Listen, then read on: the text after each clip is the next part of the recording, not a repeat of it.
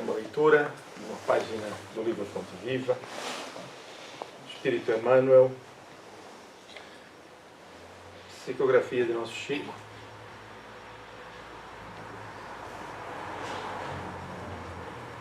cujo título é Se Soubéssemos.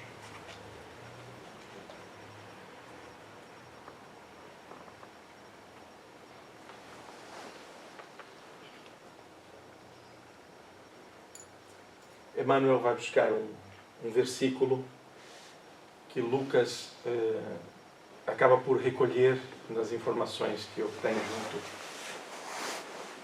dos seguidores do Cristo, porque Lucas não conheceu a Jesus fisicamente e fez um trabalho de registro histórico impressionante. E ele vai buscar nesta afirmação de Jesus: Pai, perdoa-lhes, porque não sabem o que fazem.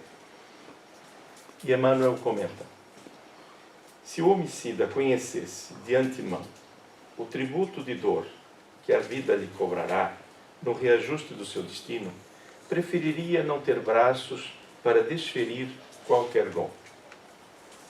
Se o caluniador pudesse eliminar a crosta de sombra que lhe enlouquece a visão, observando o sofrimento que o espera no acerto de contas com a verdade, paralisaria as cordas vocais ou imobilizaria a pena ou a caneta fotográfica, a fim de não se confiar à acusação descabida. Se o desertor do bem conseguisse enxergar as perigosas ciladas com que as trevas lhe furtarão o contentamento de viver, deter-se-ia feliz sob as algemas santificantes dos mais pesados deveres.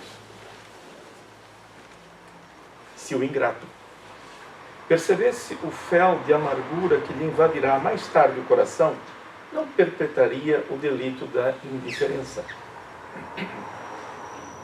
Se o egoísta contemplasse a solidão infernal que o aguarda, nunca se apartaria da prática infatigável da fraternidade e da cooperação. Se o glutão enxergasse os desequilíbrios para os quais encaminha o próprio corpo, apressando a marcha para a morte, renderia culto invariável à frugalidade e à harmonia. Perdoa, pois, a quem te fere e calunia. Perdoa, pois, a quem te fere e calunia. Em verdade, quantos se rendem às sugestões perturbadoras do mal, não sabem o que fazem.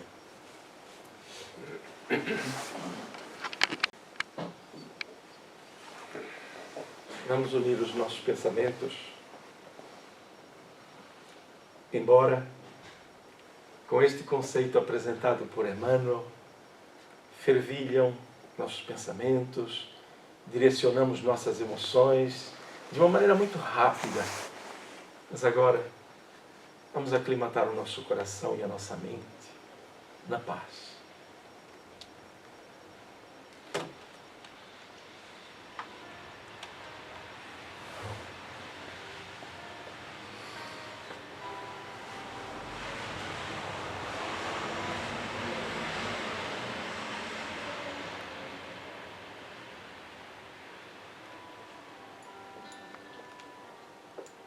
Vamos simplesmente colocar em nossa tela mental aquele amigo de olhar luminoso, sorriso fraterno,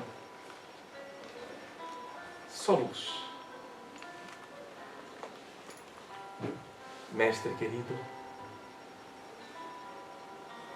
escuta a nossa voz e a nossa emoção nesta hora. Procuramos a paz para nos harmonizarmos nestes momentos. E o teu auxílio, através dos mensageiros que aqui se encontram, trabalhadores da espiritualidade, quiçá nosso anjo da guarda, quiçá os nossos espíritos familiares que nos auxiliam, quiçá uma grande família espiritual. E assim sentimos-nos em casa, na tua casa, porque quando a sintonia se cria pelo bem, abre caminho para que tu estejas presente, Tu nos disseste, quando 2 ou mais estivessem reunidos em Teu nome, eu ali estaria. Mesmo que a nossa fé seja claudicante, estamos reunidos em Teu nome. E Tu aqui estás. Auxilia-nos, Senhor, a buscar esta sintonia, a encontrar-te, quer no coração, quer na mente. E que aquilo que nesta manhã, este singelo grupo de trabalho, alcançar, seja direcionado para aqueles que mais sofrem. Porque como foi lido,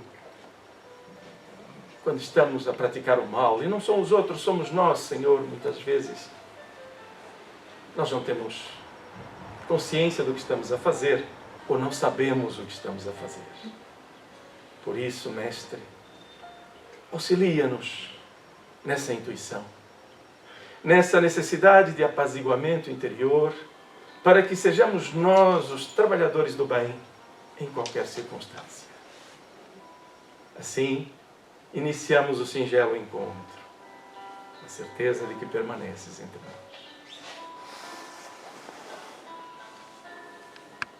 Okay? Saíram de manhã, num domingo maravilhoso, cheio de luz, mas vieram para trabalhar. Hoje todos vamos doar um pouco de energia, um pouco de emoção. A tarefa, o tema é impressionante. É profundamente libertador.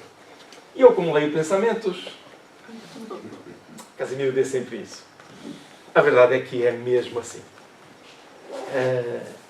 De cada vez que nós lemos, quer o livro dos Espíritos, a Gênese, o livro dos Médiuns, o Evangelho, o céu e o inferno, parece sempre que é a primeira vez que estamos a ler aquele tema. Por quê? Porque conforme a nossa mente, o nosso coração, vai buscando se melhorar, a nossa sintonia com a espiritualidade também se apresenta de forma mais fluida nesta relação. Quando estamos magoados, tristes, revoltados, bem os benfeitores estão ao nosso lado. Sabem disso? Sabemos isso? Sentimos, é verdade? E eu vou dizer uma coisa. Volta e meia, nós não estamos assim muito bem. E ao nosso lado está a acontecer algo que nós dizemos assim: isto foi uma bênção. E aí a gente acorda e diz: nós não estamos sozinhos. É facto que nós temos a nossa responsabilidade, tudo aquilo que temos que fazer e por aí adiante. Mas eu me espanto todos os dias. E nós podemos fazer o mesmo. E eu reconheço que volta e meia nós estamos com dificuldades tão grandes em estruturar, por exemplo, o nosso lar. Seja na relação com os filhos, dúvidas que temos, seja com os pais, seja com o marido, com a esposa. E aí fica mais difícil, porque nós tratarmos com estranhos é simples. Não conhecemos, ajudamos e por aí fora. E os de casa? Aqueles que marcaram ou marcam a nossa vida. Às vezes não é tão simples. Por quê? Não sei. Não sei porque é tão simples. Eu sei, está bem? Ou imagino que saiba. Há muito a falar sobre isso. Nós temos um senso de responsabilidade, um campo magnético já criado. E muitas vezes acontece que nós sabemos o que é certo. Nós temos essa noção. E depois fica difícil tomar decisões, porque há coisas que nós não vemos. E é isto que vamos trabalhar um pouco hoje. Nós estávamos a estudar o capítulo da Gênese sobre os fluidos, e agora vamos avançar. O que fazer com os fluidos? Como é que se processam esses encaminhamentos de energias, né? Então nós vamos passar aqui à frente, guardem, tá bem? Se não servir para essa encarnação, serve para outra, estou a brincar, é para agora. A casa não é apenas um refúgio de madeira ou alvenaria. É o lar onde a união e o companheirismo se desenvolvem. É um desenvolvimento, é um processo. Ok? Casimiro ainda não está pronto, ainda bem. Sabem que tudo vai acabar bem? Sabiam disso? Tudo vai acabar bem. Jesus disse assim: estáis fadados a ser felizes. Então tudo vai acabar bem. Se não está bem, é porque ainda não acabou. Simples assim, está bem? Alguém está a vir a casa pela primeira vez? Seja muito bem-vinda. Já foi a alguma outra casa espírita? Não, é a primeira vez. E o senhor também? Mas já foi a alguma casa espírita ou também é a primeira vez? É a segunda? Muito bem. Isso é muito bom. Se é a segunda, é bom. Né? Estamos todos a estudar. É importante que saibamos o seguinte. Nenhum de nós aqui é bom. Estamos procurando nos melhorar. É isso que estamos a fazer. Buscando conhecimento. Então sejam bem-vindos. No final, se tiverem alguma dúvida, por favor, estamos disponíveis. Está bem? Porque até a nossa melhoria é um desenvolvimento. Aqui vou dar umas pequenas notas. Eu vou passar um pouco depressa, só por um detalhe. É que o material hoje é muito importante. Não é? Quer dizer, ele é sempre, não é? Mas ele é importante que nós tentemos fechá-lo. Então, para relembrar, temos a biblioteca em funcionamento. Hoje, em especial, qualquer desejo que tenham sobre livros que estão disponíveis na biblioteca, aqui na Secretaria, façam o vosso apontamento. Hoje não teremos a biblioteca itinerante aberta. Está bem? Mas está sempre disponível. Depois podem nos acompanhar sempre no YouTube, este trabalho, e também acompanhar as novidades e as notas que a instituição tem a dar através do Facebook. Casas Francisco Xavier, e já fui alertado que esta não é a principal, mas vocês procuram e encontram sempre a principal. Agora, é tempo de Natal, momentos que nós queremos dar o nosso melhor e estamos normalmente a perguntar o que será útil para as pessoas. Então, está aqui a sugestão. Todo livro digno de apreço é agente precioso que auxilia a viver e acertar. Todo livro que quer levar para o bem é muito bom. O livro espírita, no entanto, não apenas auxilia a viver e a acertar, mas igualmente a viver para o bem de todos, o que significa acertar sempre mais na conquista do próprio bem. Nós instituímos ou criamos, estruturamos a nossa família, pensem na nossa família, como pessoas de bem e trabalhamos para a família. Qual é a lógica? É que depois de eu ter a família bem equilibrada, ou durante esse trabalho, é preciso que a família se alargue, não se feche em si mesma. Às vezes acontece isto muito na questão dos casamentos e relacionamentos. O nosso fundo egoístico muitas vezes faz o seguinte. Se eu estiver indo muito depressa, vocês parem, está bem? Nós fazemos assim. Despertamos para o amor e a pessoa que está conosco desperta para o amor. E olhamos um para o outro. E o nosso foco de encantamento é perfeitamente natural. O mundo não existe. Os passarinhos são todos azuis. Mesmo que eu veja um morcego, eu vou pensar que é um passarinho azul. É assim que acontece. Mas é verdade. Isto é prático. Eu tenho essa experiência. E não estou a brincar. Estou a falar sério. Então, nós nos iluminamos. O que é interessante é que depois é necessário que esse foco de entendimento, de crescimento, se volte para o meio. Porque quando fechamos em nós próprios, cria carência, cria insegurança, porque o meu mundo se encerra na outra pessoa.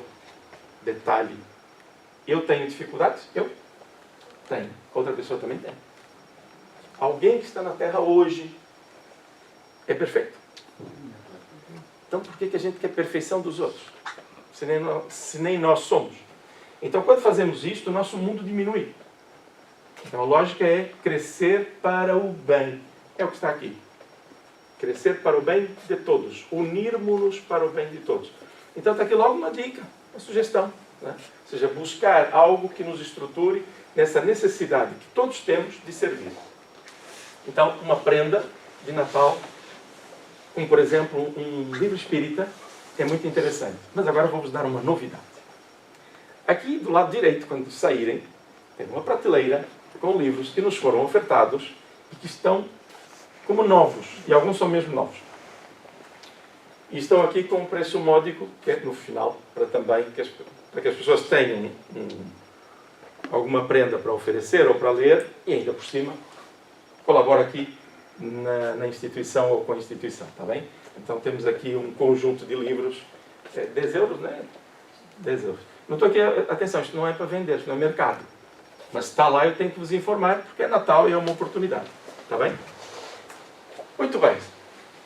Dito isto, relembrar também que as cestas de afeto vão ser elaboradas pelos nossos jovens e crianças, porque este ano eles reclamaram, né? Porque é que nós não os colocamos a fazer noutra oportunidade, e então este ano eles estão conosco. Até 7 de dezembro, o que é necessário?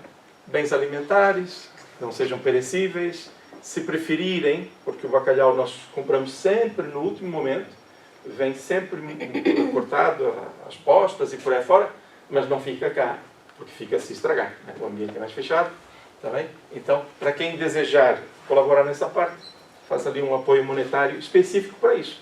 Depois isso, nas nossas contas, fica mesmo separado, tá bem? Então, até 7 de dezembro, que depois preparamos as coisas direitinhas e temos ali uma semana para distribuir com calma. Se ficar para outra semana, o que é que vai acontecer? Vai ser mais difícil depois de fazer o trabalho e entregar o bacalhau a tempo de ser demolhado. Muito bem. Foi inspirado pelo Espírito. Ninguém sabe dessas coisas, não é? Muito bem. Dito isto, vamos ao nosso trabalho. Preparados para uma viagem? Então vamos lá. Primeiras notas soltas. Eu continuo a admirar profundamente o caráter de Allan Kardec. Um ser humano que cada vez que nós estudamos, mais nos espantamos. Reparem, quando Allan Kardec elabora o Evangelho segundo o Espiritismo, para quem está mais habituado, logo no início ele diz assim: esta obra não é para discussão sobre os milagres ou não de Jesus. Esta obra é exclusiva, ou é feita exclusivamente, para tratar do aspecto moral das mensagens de Jesus. Ou seja, é um livro que eu posso entregar a qualquer pessoa, católico, evangélico, seja como for, qualquer pessoa. E se a pessoa ler, fizer a sua leitura sem uma prevenção, sem estar logo prevenido no sentido de está errado, isto é coisa do demônio, seja como for, né? Vai observar que toda a obra encaminha-nos para o bem com grande respeito, mas sempre no aspecto moral. Em momento algum, ali nós vemos a defesa desta situação ou outra, que nós chamaremos de milagres. Mas era necessário falar sobre o tema. Era necessário falar sobre isso do ponto de vista espiritual. Então, Allan Kardec deixa para o final, deixa para a Gênese, para apresentar as conclusões sobre esses processos. Então, nós não vamos falar propriamente sobre o aspecto moral, vamos fazer pontes ao processo. Então, logo aqui, eu vejo a maturidade disto. Imaginem o seguinte, que os milagres estudados pela doutrina espírita, ou do ponto de vista espiritual, se estivessem no Evangelho, nós estaríamos sempre a discutir nada. Que é aquilo que nós fazemos muitas vezes sobre o conceito religioso que nos chega pela espiritualidade, que nos diz assim: nós estamos em processo evolutivo. Não vou dizer tudo, obviamente, né? Pontos. Nós estamos em processo evolutivo. Nós somos espíritos. Nós reencarnamos muitas vezes, às vezes quantas forem necessárias para o nosso desenvolvimento. Vestimos matéria para aprender a despir matéria. Vestimos matéria, melhoramos-nos e saímos mais leves, mais quintessenciados quando desencarnamos, quando fazemos o nosso esforço. Né? E atenção, não há saltos. Não há aqui os degraus pulados. Ninguém vai pular degraus. Mas esse é o processo. Então, quando dizemos isto, o que é importante? É que nós peguemos esses ensinos e os apliquemos no lar, no trabalho, na rua, e tenhamos uma espécie de mansuetude, de sabedoria íntima para olhar para essas coisas. Mas isto não acontece muitas vezes. Aliás, permitam-me dizer, raras vezes. Para quem disser assim, não, eu consigo. Muito bem. Querem um desafio mais fácil? Alguém quer me dizer qual é o mais fácil? É no trânsito. Porque no trânsito nós nos revelamos. No trânsito eu não preciso olhar para a pessoa. Eu estou passando na rua, a pessoa diz, desculpa, não foi nada então. Mas no trânsito, o meu verdadeiro eu, ou pelo menos momentâneo, é aquele que se revela. Por quê? Porque eu não sei quem é aquela pessoa. E às vezes a pessoa nos conhece. Então a gente se revela. Quem é que já viu? Eu sei que não é do vosso tempo. A Disney teve um programa que era o Pateta quando ele vai no trânsito. Era um programa específico, um vídeo específico para... Na altura não dizia vídeo, era mesmo um filmezinho sobre o trânsito. Alguém já viu? Já viu? Dá para esquecer isso? Não dá, gente. É impressionante. Só vou contar uma historinha rapidinho. Então, o cidadão aprumado, uma linha, gravata, dá direitinho. Garagem, quando ele entra no carro, transforma-se. Ele é o Todo-Poderoso. Então, esse ensino, que no fundo revela-nos os comportamentos claramente, como é que nós agimos quando não somos vistos. Eu penso que é um bom medidor para nós pensarmos quem nós somos. Bom, voltando ao tema, eu gosto muito dessas pequenas histórias, também vão me perdoar. E eu disse que ia ser rápido. Eu continuo mentiroso, não é? Ok, vamos lá. Então, quando nós dizemos estas coisas, a espiritualidade nos diz, nós precisamos aplicar, quer no trânsito, quer em casa, onde quer que seja. Mas vai nos faltando. Atenção que eu falei no trânsito, que é mais fácil. E quando vêm as notícias? E quando nos ofendem? E quando alguém diz alguma coisa que a gente não compreende e acha que está a falar mal de nós? Ou seja, temos que aplicar os conhecimentos. Ou devemos aplicar os conhecimentos que temos. É um trabalho. Tá bem? Então, os milagres do Evangelho, até poderíamos colocar os milagres no Evangelho, como quiser, vai nos trazer aqui uma grande responsabilidade. Eu fui educado católico. Está bem? Penso que estou em sintonia com a grande maioria, não? A maior parte de nós foi educado católico. O que acontece? Nós, quando não compreendemos alguma coisa, vamos falar da nossa fé e da nossa confiança. Quando não compreendemos alguma coisa, a nossa fé, a nossa segurança, ela é tíbia. Ela não é fortalecida no sentido de que vem uma grande dificuldade e eu sei enfrentá-la. Nós temos visto grandes exemplos. Pessoas que não são espíritas, às vezes o ser humano, ele diz que é ateu. Em boa verdade não é, né? Mas nós dizemos, somos ateus. A terem atitudes muito superiores a quem conhece muitas coisas de espiritualidade. Mas muito superiores, tá? No seu íntimo. Então, o nosso entendimento sobre os milagres, se não ficarem bem esclarecidos, a gente põe em causa, por exemplo, vamos falar de um período maravilhoso. Nós estamos a entrar na quadra Galícia. Vamos outra vez. Estamos a entrar na quadra Galícia. Estamos a acordar. São aqueles momentos em que as cidades ficam engalonadas, cheias de luzes e por aí fora. A nossa mente diz assim, é o comércio com interesse. Mas o nosso coração nos diz, estamos em festa. E algo diferente acontece. Então a nossa mente trabalha para aí. E aí dizem-nos assim, porque surgiu uma estrela que se movimentou para o local onde Jesus ia nascer. Eu acho isso lindo. Por quê? Porque é verdade. As pessoas viram uma estrela. Disseram a verdade delas. Mas hoje, é claro que não veio nenhuma estrela. Gente, pelo conhecimento que a gente tem, se viesse uma estrela, o planeta estava com um problema muito sério. Tínhamos aqui abalos tremendos. Então não foi uma estrela física. O que pode ser? É aquilo que vamos estudar mais para a frente. Pode ser uma pleiade de espíritos com uma energia que se tornou visível para aqueles que testemunharam a sua verdade. Pode ser pura e simplesmente o Cristo com a sua energia a chegar e a fazer-se visível de propósito para que houvesse o tal sinal que está nas Escrituras. Ou seja, mas não era uma estrela em si. Não era esse orbe. Não era uma estrela. Peraí, então eu compreendo isso. Então, houve realmente um fenômeno. E ele foi maravilhoso, porque as pessoas viram. Só que eu sei que não era uma estrela. Mas se me contam a história de que era uma estrela, eu digo sim, boa. Desde pequenino, na catequese, seja como for. Foi uma estrela. Só que a gente vai crescendo. E vai começando a estudar. E aquilo já não bate. Mas, Casimiro, por que isso é tão importante? Porque é a nossa estrutura de conhecimento que nos faz perceber que estamos numa grande organização de desenvolvimento de nossas almas, do nosso espírito, que nós somos. Isto é uma grande escola. Muita gente diz que é um grande presídio. Mas não, gente. Isto é uma grande escola. Então eu começo a olhar para as questões do Cristo já não como milagres. Perdão. Já não temos essa necessidade de defender esses pontos. Começamos a olhar o quê? O aspecto moral. Porque os ruídos de desconhecimento desaparecem. Então a nossa estrutura de fé pode ser muito bem feita, muito bem trabalhada, sem os tais ruídos, os dogmas que nós agarramos. Depois nós mesmos colocamos em causa.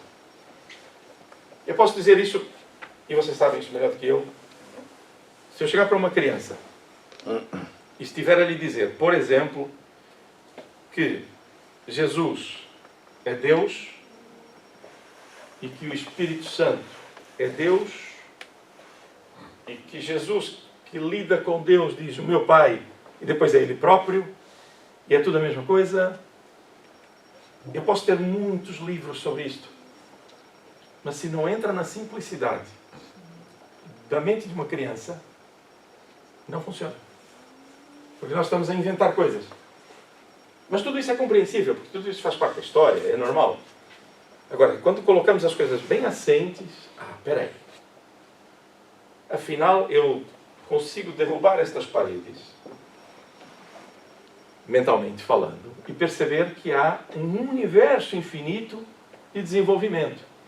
E aí eu começo a compreender uma série de coisas que acontecem na minha própria vida, cada um na sua própria vida, coisas que a gente diz, nossa, como é que foi possível? Vocês poderiam contar N histórias, né? E isto vai acontecendo. Então, quando estudamos os milagres do Evangelho, perdão, não é para nós discutirmos e por aí fora. É só um ponto de vista. Perdão. Mas é um ponto de vista que vem dentro da nossa lógica de aprendizado. Ou seja, o que vamos ver aqui agora é necessário que nós tenhamos estudado a obra. Qual era o capítulo anterior? Fluidos. Certo? Fluidos. Fluido é algo intangível, é tangível, é mensurável. Como é? Os fluidos são mensuráveis. Fluido é matéria. É aquilo que falamos na outra semana, né? Então vamos estudar como é que a matéria interage na matéria. De forma simples. Então, Allan Kardec vai nos dizer coisas como estas sobre todos esses temas. Sobre todos. Eu vou apagar aqui um bocadinho a luz, também ninguém vai se aborrecer com isso. Porque, por incrível que pareça, vai ser importante conhecer cada um deles, que obviamente não vamos ver hoje. Então, a superioridade da natureza de Jesus. É isto que vamos ver hoje. Está bem? Superioridade da natureza de Jesus. Depois, deste primeiro item, que é o item 1 e 2, vamos falar sobre tudo isto. Sonhos. Quantas dúvidas sobre sonhos. Estrela dos magos. Então, estrela, estamos assim a usar como exemplo. Dupla vista.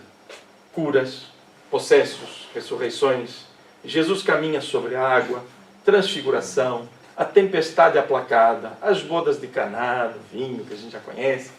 Multiplicação dos pães, tentação de Jesus, prodígios por ocasião da morte de Jesus, aparição de Jesus após a sua morte e o desaparecimento do corpo de Jesus. Então o que vamos fazer? Nós vamos estudar isso tudo. Não hoje, não se preocupem. Nós vamos estudar isso tudo. E cada ensino, eu vou vos dizer, é profundamente libertador. É tão curioso que aquilo que fica assim num véu, para nós parece que eu vou deixar isso para lá que eu não compreendo. Mas isto não, isto traz para cá e eu digo, afinal era tão simples. Desde que eu tenha percebido a questão dos fluidos. Porque senão eu continuo sem entender. Isto serão meras afirmações. Então, como é que nós vamos ver aqui Allan Kardec a falar? Primeiro sobre a superioridade de Jesus, que manifestou aquilo que se chama milagres. Que nada mais é do que questões da natureza que vamos procurar compreender. Então Allan Kardec diz assim: os factos que o Evangelho relata e que foram até hoje considerados milagrosos pertencem, na sua maioria, à ordem dos fenômenos psíquicos, da alma. Isto é, dos que têm como causa primária as faculdades e os atributos da alma. Eu fiquei me perguntar porque que disse pertencem na sua maioria. Porque alguns deles não estão bem explicados, estão sob a ótica de quem assistia. Eu vou dar um exemplo. Certa feita, Jesus ele é solicitado para atender um jovem e é o pai que fala em nome do jovem.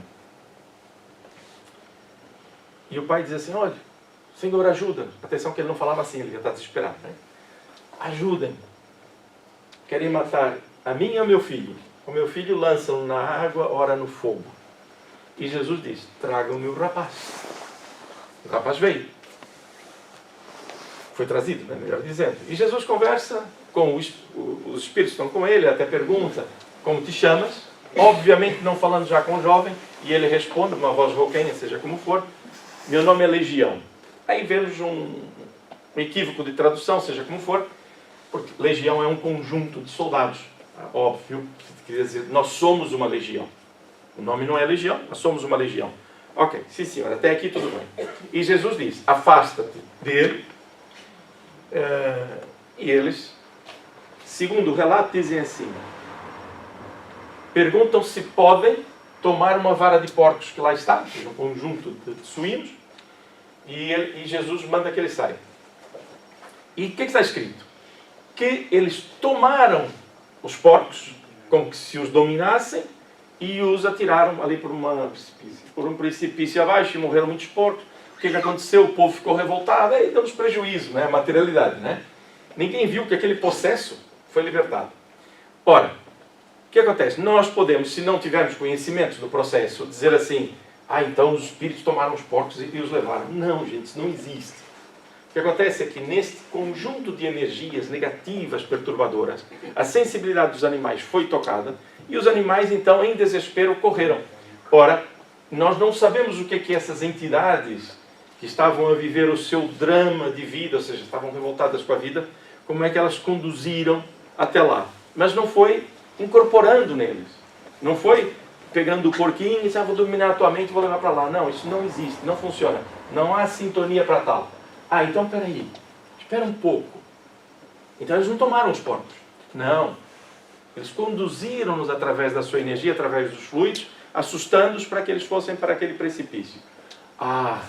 Então já é melhor. Mas espera aí, eu preciso compreender como se manipulam os fluidos. Senão, eu troco um milagre por outro. Espera aí. Então, no fundo, é tudo tão simples. E nós entramos num mecanismo de entendimento desde que estudemos. Amigos comudantes? Sei, ninguém se aborrece. Eu queria só saber que estava pronto. Não, isso é dogma. Então, tudo que eu estou aqui a dizer pode ser colocado em causa. Claro, mas se eu estudar para trás estas lições e compreender o crescimento disto, fica assim. Eu vou vos dizer, assustadoramente simples. Só que qual é o problema? É que se eu chegar para alguém que não conhece nada disto, e chegar na rua e dizer para um amigo, não, o que aconteceu foi isto e por aí fora, põe-se no lugar desse meu amigo. Nossa, o Casimiro está pior que eu. Eu tinha um problema, ele tem dois. Tudo bem? Ou seja, viver o conhecimento que se obtém na prática moral do dia a dia. É para isso que serviram os milagres de Jesus. Para chamar a atenção às pessoas, para dizer que ele era o Messias. Nós só entendíamos as coisas do ponto de vista material. E Jesus foi claro, não consigo vos dizer tudo. Aliás, ele conseguia, né? Vocês não vão compreender. Então é muito interessante o processo. Então, ele disse que na sua maioria, por quê? Porque alguns estão mal explicados. Não foi bem assim, entende? Por isso é que ele coloca aqui na sua maioria. Então, esses processos do Cristo não são, e eu vou dizer de caras, que é para a gente não ficar aqui com dúvidas, não são milagres. Milagre é uma derrogação das leis. Não há derrogação das leis. A partir do momento que um processo pode ser repetido, e vamos falar sobre isso, não há derrogação das leis. Está na lei, eu só não conheço a lei. Tudo bem? Amigos comudantes? Sim? Amarelo, então semáforo. Amarelo, por favor, diga, olha, para que eu não percebi. Se for vermelho, também aceitamos, tá bem? Verde, vou continuar. Pode ser? Mas se acender o amarelo, levantem a mão, depois falem. Pode ser? Um de cada vez, tá bem? Isso é que eu penso. Depois de abrir a porta, vamos lá. Então, Allan Kardec diz que a maior parte se explica pelos efeitos psíquicos, confrontando-os com os que ficaram descritos e explicados no capítulo precedente. Reconhecer-se-á sem dificuldade que há entre eles identidade de causa e de efeito. A causa, quem é que causa os efeitos? esses efeitos psíquicos, eu vou chamar agora esses milagres. Quem é que causa? Somos nós. Não é? Nesse caso era o Cristo que o fazia. Não é? E o efeito? O efeito é aquilo que a gente vê. Não é? E esses processos acontecem na espiritualidade o tempo todo, só que nós não vemos. Então, confrontando esses elementos, com a questão dos fluidos, nós conseguimos perceber melhor. Está bem? E conseguimos perceber causa e efeito. Porque já temos a materialidade da coisa. Então vamos lá. A história registra outros análogos. Ou seja, aquilo que Jesus fez tem vários comparáveis. Peraí, eu sei que vocês querem ler. Vamos ler. Vamos ver os vossos olhos aqui. A história registra outros análogos, ou seja, semelhantes, em todos os tempos e no seio de todos os povos, pela razão de que, desde que há almas encarnadas e desencarnadas, os mesmos efeitos forçosamente se produziram. É perfeitamente natural. Então nós vemos em diversas religiões efeitos de natureza física. Nós estamos a ver as curas, levitação, falamos, penso que foi há 3 semanas, uma coisa assim, levitação, mesmo a mediunidade de cura, e a gente assiste, vê tanta coisa. E Jesus foi tão claro conosco. Quando ele estava a fazer isto, quando Jesus fez aqueles milagres que vocês viram na lista, todos vão ser estudados, ele dizia: vós sois deuses e podeis fazer muito mais do que eu, ou do que isto, melhor dizendo. Então o que Jesus estava a dizer? Que nós podemos. Nós não somos joguetes sem vontade, sem direcionamento. O que estamos a fazer é perceber o nosso poder e o potencial que todos nós temos para agir em conformidade com esse poder em favor daquilo que realmente queremos. Porque alguns de nós ainda não queremos propriamente o bem, queremos que nos atendam às nossas sedes de retificação. Olha, para não falar vingança, né? É bonito, né? Gostei da ideia. A nossa sede de retificação das coisas do nosso ponto de vista.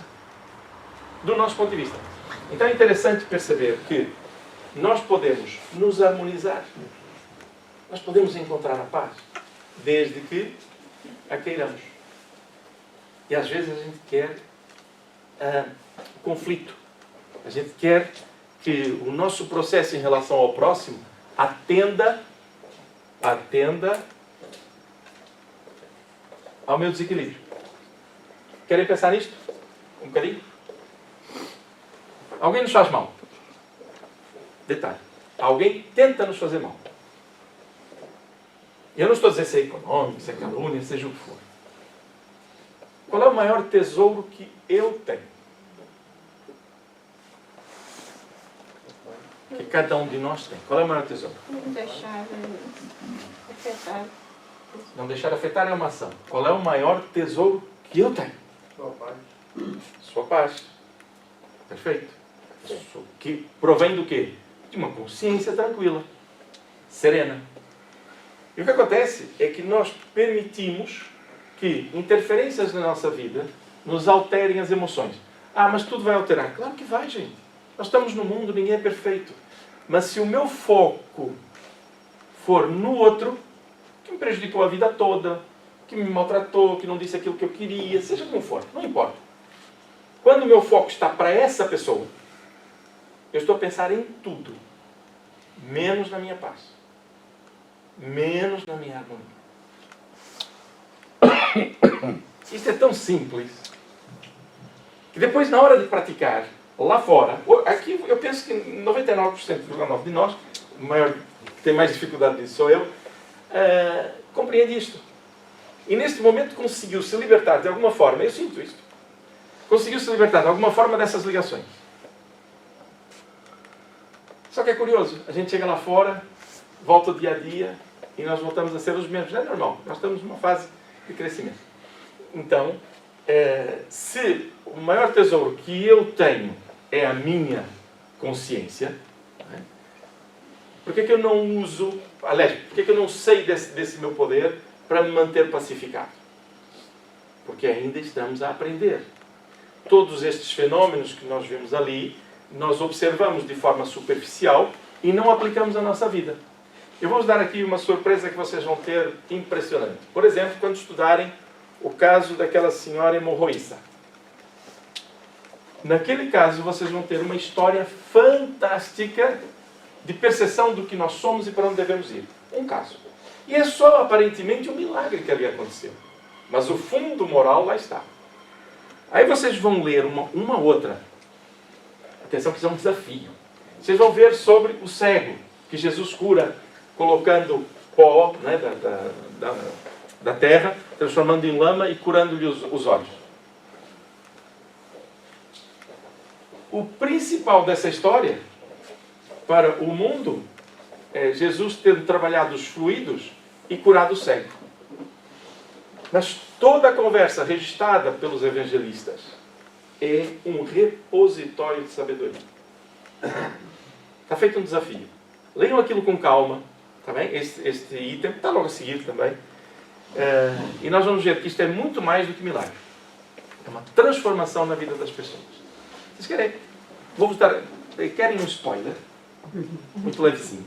Querem? Se alguém disser que não quer, eu não conto. Sim. Querem spoiler? Ok. Obrigado por essa oportunidade. É que isto é mesmo luminoso. Se virmos alguém que não tem visão, alguém que tenha nascido com um problema sério de saúde, seja mental, seja físico, o que nós, a maioria de nós espíritas, vamos dizer? Prova. É? Prova. Prova, expiação, o que ele andou a fazer, resgate. É o que a gente diz sempre, não é? Assim, é normal. Só que, no caso do cego, que Jesus cura, perguntam: olha, isto foi pelos pecados dele antes, depois, ou dos seus pais? Perguntam-lhe diretamente a Jesus. E ele diz: não, ele não tem pecado. Ele veio para dar testemunho da vinda do Messias, ou do anunciar do reino de Deus. Uau, peraí. Então pode haver pessoas que estão aparentemente doentes ou têm alguma dificuldade física e que vieram para ajudar uma família a resgatar-se através do amor, do entendimento, da aproximação por uma causa comum mais nobre? A reencarnação é Sim. voluntária. Sim. É uma reencarnação de missão. Veio com aquela prova para isso. Ok? Atenção que as voluntárias podem ser de expiação na mesma e podem ser de provação. Porque a voluntária, o Espírito diz assim: olha, eu preciso resgatar, eu preciso... Neste caso, é uma reencarnação de missão. Veio para aquilo. E o que impressiona é que depois a gente vê os diálogos dele com os doutores da lei, o próprio cego, a família, e a gente vê ali uma alma nobre, de caráter. É fantástico. Então a gente olha para isto e diz assim: aquilo foi um milagre. Gente, o que menos importa é o contexto. Porque só a pergunta dizer assim: foi ele que cometeu esses erros, antes ou depois, ou foram seus familiares? O que eles estão a falar? De reencarnação. Eles sabiam da reencarnação, está lá a pergunta feita. Nem eu tinha percebido que nesse item lá tem um processo sobre reencarnação. Então a vida vai nos dando, através da mensagem de Jesus, dos seus registros, uma base tão sólida, tão segura, que as fantasias vão indo embora. E a gente se percebe claramente, ou nos apercebemos claramente, que a lógica é de desenvolvimento moral. Foi para isso que Jesus veio. Não foi para curar corpos. Veio para nos mostrar um caminho. Esse é o nosso potencial. Então nós vamos agora para o Natal. Estamos na quadra o quê? Natalícia. Muito bem, já estamos todos acordados. Então estamos numa quadra natalícia e estamos a reclamar. Que é muita compra, muita confusão, que eu fico triste, não sei o que. Gente, fiquemos felizes. Eu sei que aí vem aquela coisa. Neste Natal não teremos a pessoa tal. E aí a gente parece que aposta mais na tristeza. Mas se eu sei o que eu sei, eu sorrio e digo: que bom. Meu pai, minha mãe, meu avô, seja o que for, seja que relação nós tenhamos, um amigo, Eles estão vivos e eu quero que eles sejam tão felizes quanto eu estou. Não há lugar para sintonias com tristezas, com mágoas, porque parece que a gente está magoado com Deus, né? Está triste. Gente, quando alguém vem ter conosco, quando os nossos filhos vêm ter conosco, nós queremos que eles estejam tristes. Então o que é que a gente diz para eles? Levanta-te, olha, perceba isto, aquilo, outro, vamos para frente, né? Às vezes também dizem para nós, atenção, ok? Ora, quem desencarnou está a sofrer? Depende. Também não. A pergunta que vem a seguir, quem é que acha que não? Esperamos que não. Esperemos que não. Ok, boa. Esperemos que não.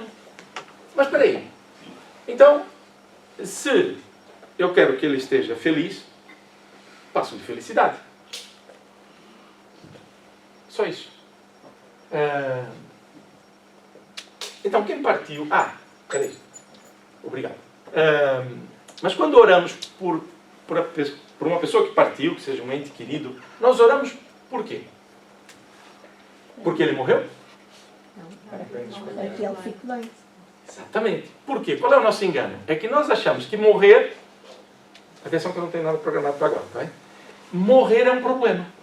Faz parte. Então, se eu oro por alguém porque ele morreu, eu não compreendo a vida e a morte. Mas se eu oro para que ele esteja bem, que é aquilo que nós esperamos, é aquilo que nós doamos para os nossos filhos, para os nossos pais, para os nossos amigos e até para os nossos, ou que nos entendem como inimigos. Desejamos o bem, para que se libertem do mal. Não sabiam o que faziam, lembra-se? Como também esperamos que orem por nós, porque nós quando erramos também, em boa verdade, não sabemos o que fazemos. Temos a mesma responsabilidade, ou até mais. Né? Então eu não oro porque a pessoa morreu. Eu oro porque eu desejo que ela esteja bem.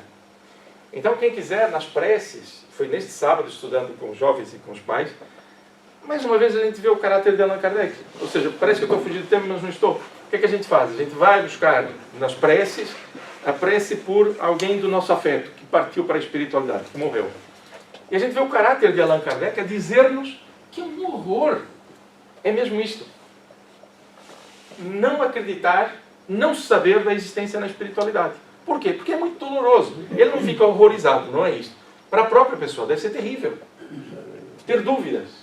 Gente, nós sabemos. Nós não acreditamos. Nós sabemos que não há a morte espiritual. Há a morte do corpo físico. Mas a pessoa continua viva. Então isto muda tudo na nossa perspectiva. Então quando estamos a olhar para os milagres como derrogação das leis, era Jesus.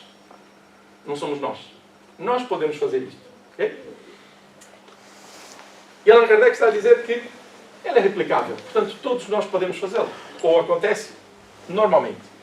De forma natural, melhor dizendo. Pode-se, é certo, contestar no que concerne a este ponto a veracidade da história. Mas hoje, eles se produzem às nossas vistas e, por assim dizer, à vontade e por indivíduos que nada têm de excepcionais. Ou seja, não é preciso que fosse Jesus a fazer isto, porque qualquer um de nós pode fazê-lo. Mediunidade versus moralidade não funciona. Porque a mediunidade que permite que se trabalhe os fluidos para ajudar os semelhantes ou até prejudicar, depende do direcionamento, é física. É física, com efeitos psíquicos, espirituais, mas ela é física. Então eu posso ter uma pessoa que é médium e que não tenha um caráter elevado todos os dias. Volta e meia, não volta e meia. Não tem pessoal que anda a fazer amarrações, direcionar energias para prejudicar o próximo. Há ou não há? Há. Mas a mediunidade, desde que não seja fajuta, né? Ela existe ali? Existe. Questão de foco. Né? Então a mediunidade não tem a ver com a moralidade. Então ele diz aqui, né?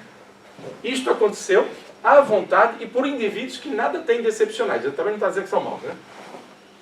Nós temos almas muito nobres a fazer atividades e processos destes para nos revelar o mundo da espiritualidade. O que não significa que sejam como Jesus.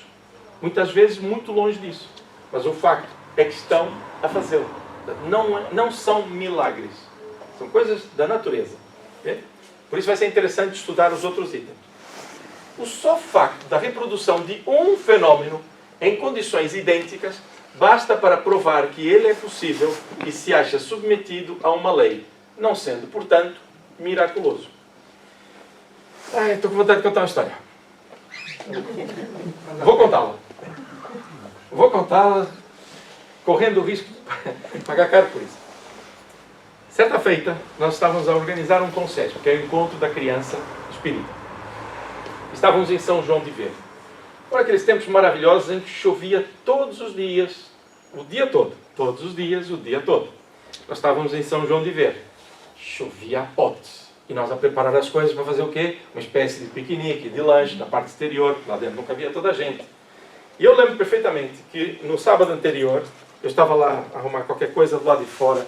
E eu acho que foi a primeira vez que eu tive realmente uma fé em que eu não fiquei a dizer, por favor, permitam, por amor de Deus, que o Cristo nos... Não fiz nada disso. Pessoal, não pode chover, gente. Resolvam, não pode. Nós temos muito trabalho. Isto aqui tem muita gente empenhada. Não pode acontecer. E sentir sair aquela força, dizer assim, isto tem que funcionar. No dia seguinte, eu posso vos dizer que fiquei... Atenção que eu não tenho nada a ver com isso. Agora, está a ver como a gente coloca dúvidas na certeza das coisas? No dia seguinte, chovia a potes na mesma. Ali não. E depois eu fui ver os jornais, choveu o dia todo. Ali não. E para espanto e surpresa minha, porque a minha fé ainda é muito diminuta, quando começaram a recolher, para quem esteve nessa experiência lá em São João de Ver, no Procesco, quando se começou a recolher, começaram a vir as primeiras pinguinhas e por aí fora, tudo recolhido, a chover. Ou seja, isto é um milagre? Não, gente. É a nossa vontade, é aquilo que nós queremos. Daí surgem as curas. Vocês já viram tantos exemplos de pessoas que pediram com tanto ardor pelo ser querido que estava acamado, e a pessoa até desmaia doando as suas energias, e a outra pessoa se cura. Quantas histórias destas verídicas, algumas poderão ser inventadas, mas não creio que sejam a maioria. A maioria é mesmo verdade, porque as pessoas dão o seu testemunho. E o que é isto? São fluidos positivos que estamos a enviar. É um direcionamento de vontade. Agora, quando Cristo nos disse aquilo que fiz referência agora há pouco, que nós somos deuses e podemos fazer isto e muito mais, Ele não estava a nos fazer elogios. Ele não estava a dizer assim, anda daqui, você consegue. Ele disse, você pode. Ele pergunta para o paralítico, que desejas? Aliás, para o cego, que desejas? Que eu veja. Então vê.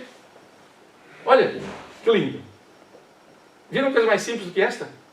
O que desejas? Que eu veja. Então, vê. E ele começou a ver. Ok? Nós podemos. Todos podemos. Uau! E a fé é tão pequenina. Aliás, o tamanho de um grão de mostarda vai mover montanhas? Vai. Jesus dá esse exemplo, não é? Com a fé consegue-se tudo. É confiança. É. Então, quando lermos aqueles itens ali, vocês vão se perceber que, afinal, é tudo tão simples, né? Então, nada de miraculoso. O princípio dos fenômenos psíquicos repousa, como já vimos, nas propriedades do fluido perispiritual, o nosso próprio, né? Que constitui o agente magnético, porque mais denso e mais propício ao nosso órgão, nas manifestações da vida espiritual durante a vida corpórea e depois da morte. Ou seja, essa energia continua, porque o perispírito nos acompanha. Quando morrermos, alguém vai deixar o perispírito aqui? Não, vamos levá-lo. E ele continua com energias que se direcionam. Simples assim, para quem já estudou atrás. Ok? Ali o processo. E, finalmente, no estado constitutivo dos espíritos e no papel que eles desempenham como força ativa da natureza. Ou seja, a vontade. Nós juntamos isto tudo. A força ativa da natureza somos nós. Precisaremos um dia fazer aqui um estudo sobre a força da vontade, o direcionamento do amor. Porque vai alcançar objetivos muito importantes na nossa vida. Ou seja, compreender este processo. Aliás, raramente a gente o entende. Conhecidos estes elementos, fluidos e por aí fora, perispírito, todo o conceito, e comprovados seus efeitos, tem-se como consequência de admitir a possibilidade de certos factos que eram rejeitados enquanto se lhes atribuía uma origem sobrenatural. Lembram-se? Ensina para a criança. Multiplicaram-se os pães. A gente, boa. A gente não fala isso em público. Jesus multiplicou os pães. Como? Mas é verdade. Aconteceu, o alimento aconteceu para aquela gente toda. Agora, como é que isso aconteceu? Né? Percebe a lógica? Agora, se eu disser isso para alguém que é mais racional, ele diz, histórias da carochinha.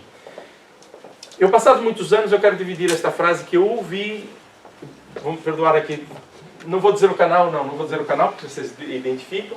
Um pivô anuncia no final do jornal, do noticiário, que a seguir virá um filme de Jesus.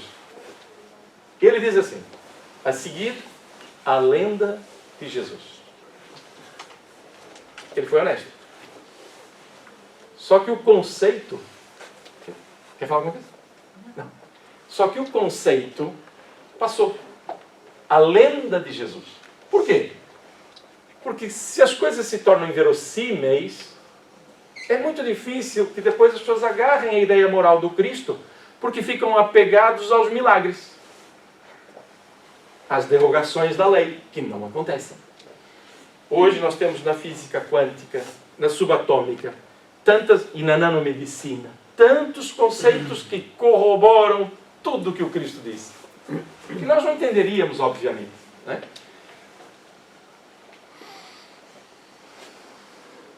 Nós damos possibilidade a que isso seja verdade. E sabemos que aconteceu. Agora, os detalhes, volto a dizer, podem não ser aqueles que já estão descritos ao pormenor. Do multiplicação dos pães, hoje vemos médicos que fazem materialização de objetos de várias coisas. E de transporte também, não é? Isto é muito interessante, porque quando estudarmos mesmo cada um destes, lá vai estar o processo, e vamos verificar que aquilo que parecia impossível de ser feito, como está a dizer, hoje acontece normalmente. Os trabalhos de materialização, há alguns centros, pouquíssimos é facto, que vão trabalhando com isto. Mas não é para trazer o ensino técnico da materialização. É para despertar para uma realidade que não vemos. Então, isso que Allan Kardec está aqui a dizer, obrigado, tem mesmo este conceito de replicação dos processos. Okay? Essa dos pães, cria muitas dúvidas nas pessoas. E o processo, ele dá-se comumente. Não com pão ou com pão. Não é? Podemos contar aqui alguns interessantes. Mas... Então, daquilo tudo que estivemos a ver, então, recordar, sonhos, estrela dos magos, tal, por aí afora. Todos eles, garanto-vos, têm ensinos morais. Todos, sem exceção. Okay? Sem nada pré-julgar quanto à natureza do Cristo, ou seja, não fazer um julgamento anterior, se é Deus, se não é. Sem nada pré-julgar quanto à natureza do Cristo, natureza cujo exame não entra no quadro desta obra, nesse caso está falando dos milagres, considerando-se apenas um espírito superior, não podemos deixar de reconhecê-lo um dos de ordem mais elevada e colocado por suas virtudes muitíssimo acima da humanidade terrestre.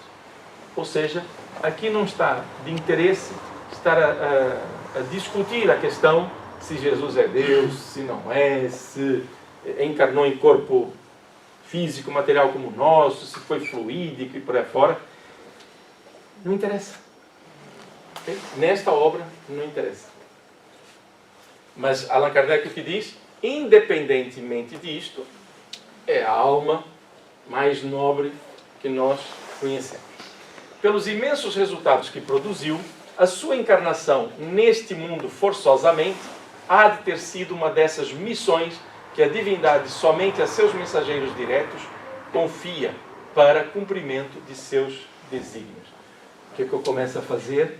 A desmontar aquela ideia, e aqui sem discutir o assunto, não é esta lógica, é só apresentá-la, de que Jesus é Deus. Por quê? O que acontece conosco? Dizem assim, perdoai 70 vezes 7 vezes. Isto era Jesus, que era Deus. Eu não consigo. Só que Jesus disse o contrário. Nós somos deuses e podemos fazê-lo. Quando eu coloco a deificação do Cristo como uma referência, eu afasto-me do seu exemplo, porque eu digo para mim mesmo que eu não sou capaz. E eu digo, todos somos capazes. Por maiores que sejam as mágoas, esses resquícios que vão ficando na nossa alma, nós vamos eliminá-los todos. Principalmente aqueles que nós temos contra nós próprios, pelos nossos erros, pelos nossos equívocos. Porque a nossa consciência, ela não se apaga. Ela tem que ser ajustada à realidade. E higienizar a nossa mente não é pagar fisicamente as coisas. É retificar o comportamento. Tão simples quanto isso. Aí estão autênticos milagres. Né? Não na derrogação das leis, mas como coisas maravilhosas que podemos fazer. Okay? Então, Deus só entregaria uma missão desta para a nossa humanidade, para almas desta natureza como a de Jesus. E aqui um detalhe. Não sei se está aqui. Ah, está aqui. Mesmo sem supor que ele fosse o próprio Deus, porque tudo depende de como nós vamos olhar essa perspectiva, né? Das lições de Jesus. Ou seja, tirando esta parte, por isso é que Allan Kardec não quer discutir isso. Ele quer falar sobre os milagres. Tudo bem? Por quê? Deixa eu ver se ajuda aqui numa coisa. Por exemplo, eu vejo um espírito. E sou espírito luminoso. E sou católico. O que é que eu vou dizer que eu vi? Um anjo. Um anjo. Um santo. Um santo. Nossa Senhora. No limite vou dizer que vi Deus. Pode ser. Ele está a enganar? Não. É o ponto de vista dele. Ou seja, na mente tem aquelas informações, viu, correlacionou e disse que era. É tudo tão simples quanto isso. Por isso é que ele diz, mesmo sem supor que ele fosse o próprio Deus. Ou seja, se eu pensar que Jesus é Deus, há a derrogação das leis. Ele está a fazer coisas que ninguém faz. Apesar de ter dito o contrário, nós continuamos com essa história. Então, é simples perceber que Allan Kardec está a não querer, neste momento, criar barreiras para que nós entendamos como é que funcionam as coisas. Ele está a dizer, mesmo sem isto, pensa um pouco. Okay? Parece que ele está a conversar com alguém, né? É conosco. Okay? Nós temos muitos atavismos ainda. Então, mesmo sem supor que ele fosse o próprio Deus, mas unicamente um enviado de Deus para transmitir sua palavra aos homens, seria mais do que um profeta, porquanto seria um Messias divino. Tudo bem? Ou seja, a sua grandiosidade não é colocada em causa. Como o homem tinha a organização dos seres carnais, ele não está a supor, ele está a afirmar. Então, para quem tem dúvidas sobre isto, né, Allan Kardec, nos seus estudos, chegou a esta conclusão pelos diálogos com a espiritualidade. E também pelo bom senso. Ele diz, como o homem tinha a organização dos seres carnais, porém, como espírito puro, alma extremamente elevada, desprendido da matéria, havia de viver mais da vida espiritual do que da vida corporal, de cujas fraquezas não era passível. É como nós. Se nós estamos em paz, a gente parece estar no céu. E está no nosso céu. Tudo bem? Quando estamos aborrecidos, agarrados, tudo nos dói, tudo nos cansa, parece que a vida nunca mais sai do sítio, porque não nos pacificamos. Está bem? Vocês não vão gostar do que eu vou dizer. Estão preparados? Estão? É que serve para mim também. Quando eu não estou bem, alguma coisa eu não estou ou fazendo ou sentindo de forma elevada. A dor pode ser física, mas se eu estiver pacificado, vai influenciar, eu vou ficar um pouco mais irritadíssimo, tentar controlar o corpo, mas a paz interior está cá. Eu não vou agredir ninguém. Por quê? Porque não quero, não sou agressivo. Agora, o que a gente faz volta e meia? Não falem comigo. Não me aborreçam, porque eu estou aqui com um problema, vocês nem imaginam. Atacamos toda a gente. O problema não era a dor física. É a forma com que nós olhamos o mundo e os nossos semelhantes. Simples. Doeu muito? Não? Então, ok? A mim dói. A mim dói, porque eu olho para mim e já, meu Deus. Ok? Então, Jesus não era passível, né, destas fraquezas que nós temos. Tá bem? Mas anunciou-nos o nosso potencial. A sua superioridade com relação aos homens não derivava das qualidades particulares do seu corpo. Olha que interessante. Como é que Allan Kardec, em tão pouco tempo, nos traz isto? Mas da do seu espírito, ou seja, o que ele é, que dominava de modo absoluto a matéria e do seu perispírito, ou seja, tanto do corpo físico como do seu corpo espiritual, tirado da parte mais quintessenciada dos fluidos terrestres. Olha o detalhe que Allan Kardec diz. Gente, prestem atenção. Para quem estuda a doutrina espírita há mais tempo, o que está escrito na espiritualidade? Que cada um de nós veste um corpo espiritual de acordo com os fluidos próprios de cada orbe. E Allan Kardec não se deixa perder no sentido de dizer, não, Jesus foi diferente. Não, ele diz assim, né? A sua superioridade com relação aos homens não derivava das qualidades particulares do seu corpo, mas das do seu espírito, enquanto o que nós somos, que dominava o corpo, né, sua parte física, dominava de modo absoluto a matéria e da do seu perispírito, tirado da parte mais quintessenciada dos fluidos terrestres. Ou seja, ele veste de um corpo físico, veste de um corpo espiritual para a sua manifestação no plano mais denso da Terra. Só que vai buscar o mais leve, o mais quintessenciado, mais sutil. Daí parece que as pessoas, alguns testemunhos, não parecia que ele andava, ele flutuava. Né? Deixava um perfume no ar. Por isso é que ele entrava no nosso psiquismo e conhecia-nos. Porque este é o Cristo. Não é questão física, é o seu ser mais profundo. Então, quando estamos a comemorar a nossa quadra natalícia, é este Cristo que nós buscamos. Sua alma, provavelmente, não se achava presa ao corpo. Dominava o corpo, não estava preso a ela, mas utilizava o corpo. Se não pelos laços estritamente indispensáveis. Ou seja, uma marionete, né? A conduzir o corpo. Já fizeram esse exercício? Eu volta e meia vou dizendo. Quando vocês saem de casa, por exemplo, para falar com alguém, vocês podem ir apressados e por aí fora. Mas também podem dizer assim, vou levar este meu corpo. Vocês imaginem-se assim, meio metro acima. Não vão muito, só vocês caem, tá bem? Meio metro acima. Imaginem-se e digam assim, vou conduzir este corpo para comunicar com a pessoa tal. É muito bom. Para além de ser algo divertido, que rimos conosco próprios, tem um fundo de verdade.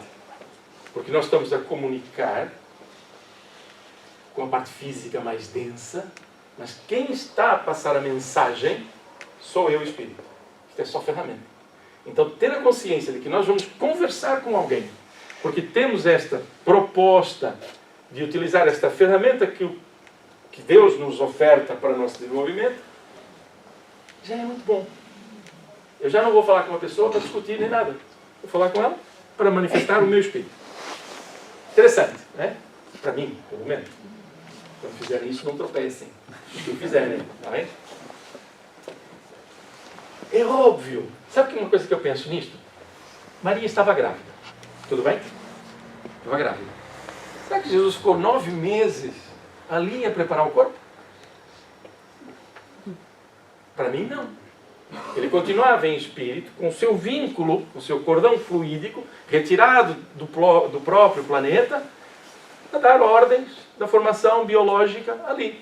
Como há almas que hoje nós vamos estudando também, segundo os relatos de André Luiz e outros, há almas que só se aproximam fisicamente na parte final, porque são pessoas tão úteis do lado de lá, que não vai ficar 9 meses ali a descansar. Entre aspas. Está bem? Então, esta é a relação. Depois de encarnado, sim senhor, ele continuava livre, conduzindo apenas um corpo, não estava escravo do corpo. Alguém ouviu dizer que Jesus teve uma constipação quando foi de um lado para o outro? Adoeceu? Não havia nesse tempo. Não havia constipação aí. Não, morresse logo, né? Mas ó, algum de nós ouviu em todos os evangelhos, em algum momento, Jesus estava com uma dor de cabeça tremenda e não apareceu. Até quando veio o vinho, então, não se bebeu nem nada. Perceberam? Ou seja, a grande lógica aqui é que Jesus era saudável pela sua essência, mas tinha um corpo também. Né? Constantemente desprendida, ela, de certo, lhe dava dupla vista. Não só permanente, né, essa libertação do Cristo, como de excepcional penetração e superior de muito a que de ordinário possuam os homens comuns. Ou seja, como ele estava a ver do ponto de vista espiritual, embora encarnado, ele tinha uma visão ampla sobre as pessoas, sobre todo o ambiente, o que acontece, o que aconteceria. Então é impressionante. Daí a gente hoje perceber que no futuro a mediunidade será da intuição, a mais comum. Por quê? Porque estaremos livres dessas injunções. O mesmo havia de dar-se nele com relação a todos os fenômenos que despendem dos fluidos perispirituais ou psíquicos. Como nós conseguimos, Jesus veio nos mostrar o caminho e dizer, é possível, é assim que funciona. Vontade. A qualidade desses fluidos lhe conferia imensa força magnética, secundada pelo incessante desejo de fazer o bem. Gente, eu sei que está a terminar. O almoço está quase pronto. Mas este momento é maravilhoso. Olhar para Jesus, percebendo o quanto Ele doava de amor constantemente. Ele via-nos nas nossas dificuldades. Mas o seu amor por nós é tão grande, que Ele aceitou todo o processo. E no final, o que Ele disse? Exatamente o que lemos no início. Pai, perdoa-lhes. Eles não sabem o que fazem. Por causa dessa lucidez. Ele encarnou, esteve conosco na terra, mas manteve-se puro enquanto espírito. Agiria como médium nas curas que operava? A gente fala que são os médiums, né? Curam, juntam energia e por aí fora. Poder-se-á considerá-lo um poderoso médium curador? Essa é uma pergunta. Olha Allan Kardec. Gente do céu. Não, porquanto o médium é um intermediário, um instrumento de que se servem os espíritos desencarnados, e o Cristo não precisava de assistência, pois que era dele quem assistia, era ele quem assistia aos outros. Era o próprio, ele doava, ele tratava do assunto, né? Agia por si mesmo em virtude do seu poder pessoal, como podem fazer, em certos casos, os encarnados, na medida de suas forças. Nós podemos ajudar o próximo. Que poder que nós temos, é impressionante. Basta que nos afastemos um pouco dos interesses terrenos e físicos, e as nossas emoções fazem-nos ficar presos, guindados à matéria. Então vamos sair hoje daqui pensando em Jesus de outra forma. Por que Ele fez tantas coisas em tão pouco tempo? Era para nós. Para dizer, este é o caminho. Vamos lá, libertem-se. Só que ao mesmo tempo Ele ama-nos tanto que Ele diz, no seu tempo. Cada um se liberta no seu tempo. E às vezes nós queremos que os outros se libertem. Eu queria tanto que meu marido viesse aqui, que minha esposa viesse. Meu filho precisa tanto. Mas eu é que preciso libertar. Eu acho muito interessante. Vamos perdoar dizer isto, está bem? Vamos perdoar ou não? Não, não digo. Digam lá que perdoam. Ok, vocês perdoam. Fazer uma força. Exatamente. É preciso algum... vai doer isto. Eu queria tanto que fulano de tal viesse cá e se melhorasse, porque precisa disto, daquilo outro. O senhor ou a senhora vem cá. Eu sempre posso e por aí fora. Ok, então comece a vir. Quando estiver melhor, vai ajudar diretamente essa pessoa. Mas eu gostaria que ela viesse. Tudo bem.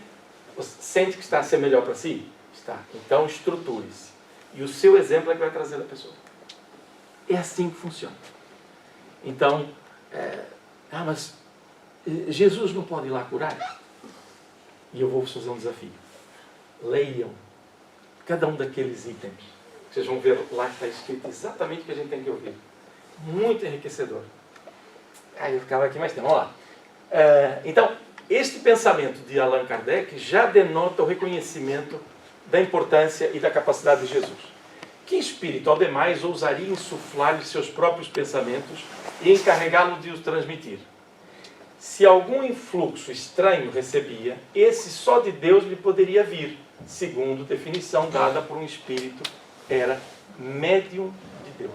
Ele dizia que o pai e ele eram um.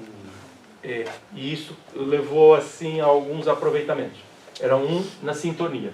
Se eu disser assim, deixa cá ver, Paulo, você vai me representar na próxima reunião. Os nossos valores estão em sintonia? Estão em sintonia? O Paulo vai chegar na reunião e vai dizer o seguinte: eu e o Casimiro somos um. O que eu decidir aqui, estamos em sintonia. Somos um. Estamos na mesma sintonia. Né? E houve um aproveitamento. Né? Somos como um só. Né? Vale igual. Porque a linguagem era pobre, né? Chegou nesse tempo. Né?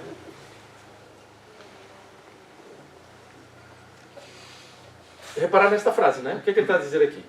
Que espírito, ao demais, ousaria insuflar de seus próprios pensamentos e encarregá-lo de transmitir. Ou seja, ele não era médium, porque ia chegar um espírito para Jesus e faz isto, faz aquilo outro. Gente, a alma que é Jesus não precisa disso. Está bem? É isso que ele está aqui a dizer. Porque eu ouvi dúvidas que estava ali escrito. Né? Vocês pensaram assim, não pensaram? Pensaram? Ok?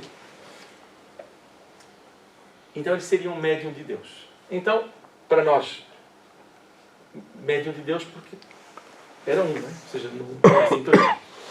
O que é que foi tratado hoje? Milagre versus natural. Ok? Essa é a primeira perspectiva. É da natureza ou é um milagre? Propriedade dos fluidos. Nós nem falamos muito nisto, mas é necessário que voltemos lá. Realidade dos fenômenos, eles são reais. E a superioridade de Jesus. Acima de tudo falamos sobre a superioridade de Jesus, mas trazendo a história para trás. Nós vamos encerrar o trabalho, mas antes queria perguntar se alguém tem alguma dúvida ou quer dizer alguma coisa. Hoje é dia 23 de novembro, domingo de manhã, o sol está lindo. Se tiverem dúvidas, aproveitem agora. Ok? Não? Então vamos avançar, tá bem? Pretendemos... Nós, não estou a dizer eu, é a espiritualidade. Agora estamos a estudar em conjunto. O que é que nós pretendemos disto? Que Jesus tenha simplicidade tal que nós não encontremos mecanismos para dizer, hoje não posso, isto não é bem assim. Não, focar no moral. E que aquilo que nos causava ali alguns embaraços, como se fosse uma névoa, não é bem uma névoa, mas como se fossem estilhaços sobre os milagres de Jesus, esses também desaparecem. Mas no final, o que importa é a mensagem moral de Jesus. A sua moralidade é que é importante. Agora, compreender os fenômenos enriquece-nos tanto. Porque dá-nos esta perspectiva realista do que é que Jesus veio fazer e como o fez. Todas as suas orientações ganham um novo sentido. Então está aqui feito o desafio para fazerem a leitura destas explicações sobre os milagres. A sensação, isso eu digo por mim, né? Que aquilo que a espiritualidade deseja verter para nós encontra muitos filtros em nós próprios. Isso não é mau. Cada um de nós vai... Vocês já conhecem o conceito de que a água que chega à minha casa, ela pode vir de uma fonte límpida, mas vai passar por muitos lugares. Vai passar por tubulações mais ou menos tratadas, mais plásticos, mais ferros, mais cobre, depende do que for. Então essa água virá sempre com as características por onde passou.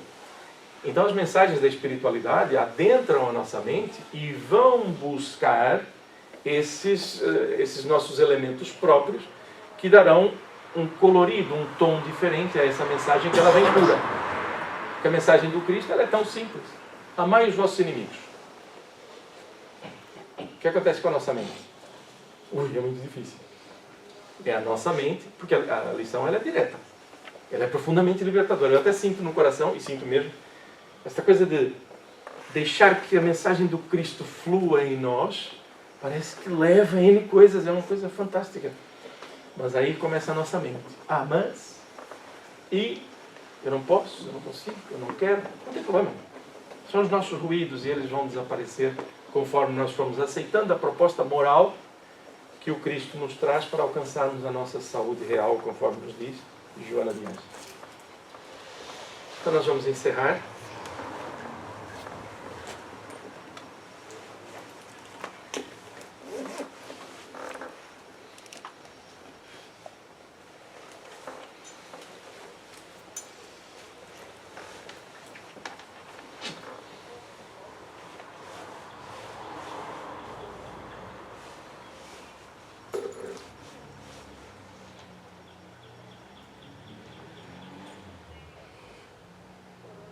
Por mais pressa ou alguma ansiedade que tenhamos,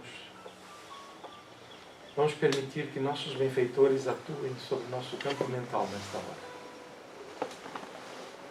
2, 3 minutos não farão propriamente diferença em nossas vidas, mas o auxílio que estamos a receber faz diferença.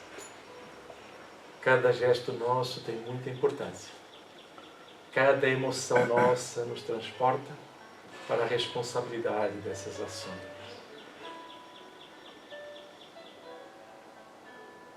E queremos buscar, na essência divina, o nosso momento.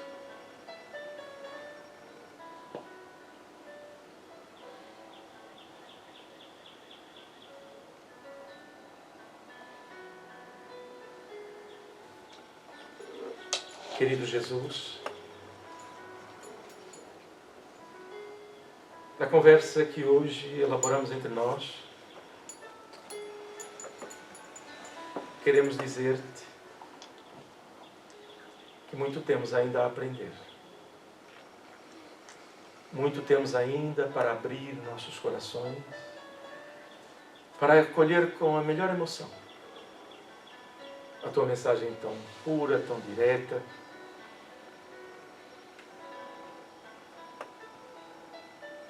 que nos resta apenas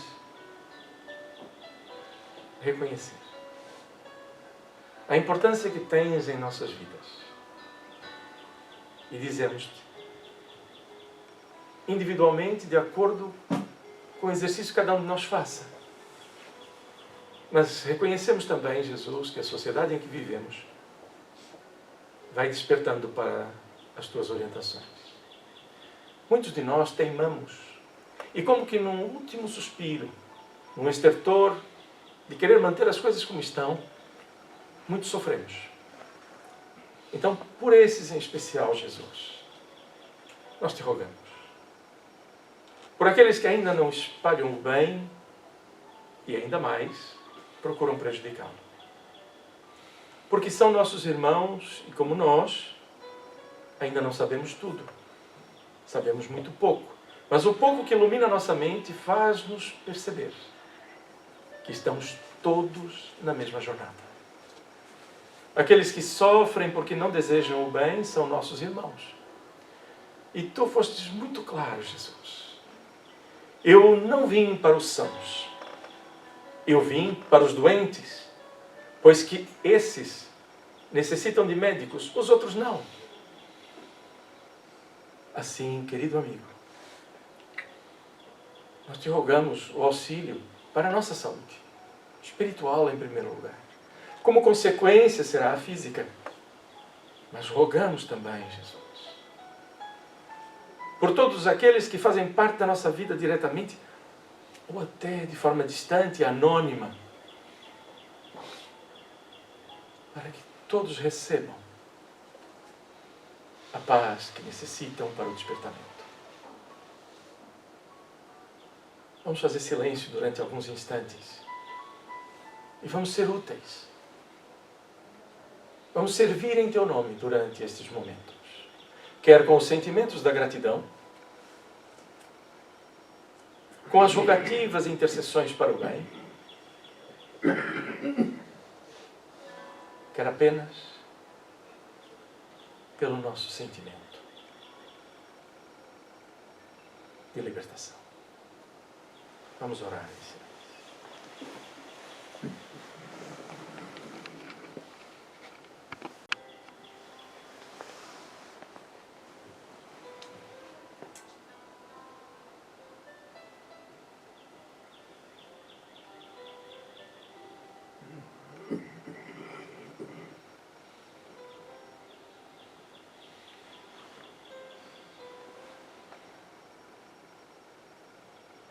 Nesta comunhão,